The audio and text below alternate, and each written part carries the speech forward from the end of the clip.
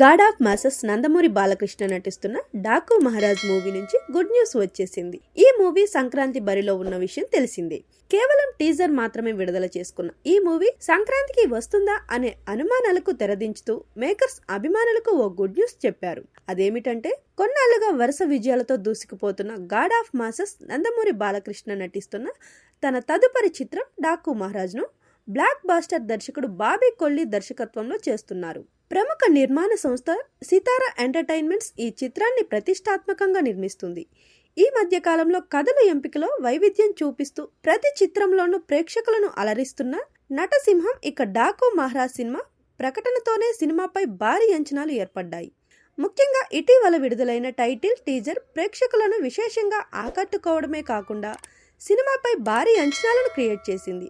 నందమూరి అభిమానులతో పాటు సాధారణ ప్రేక్షకుల్లోనూ ఈ సినిమా చూడాలనే ఆసక్తి రోజు రోజుకు పెరుగుతుంది. అందుకే ఈ మూవీ టీం గుడ్ న్యూస్ చెప్పింది. తాజాగా డాకు మహారాజ్ చిత్రీకరణ పూర్తయిందని నిర్మాతలు ప్రకటించారు. ముందుగా ప్రకటించినట్లుగానే సంక్రాంతి కానుకగా చిత్రాన్ని విడుదల చేయనట్లుగా స్పష్టం చేశారు.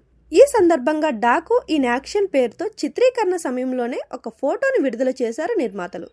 ఆ ఫోటోలో దర్శకుడు బాబీ కీలక సన్నివేశం గురించి వివరిస్తుండగా బాలకృష్ణ శ్రద్ధగా వింటూ కనిపించారు.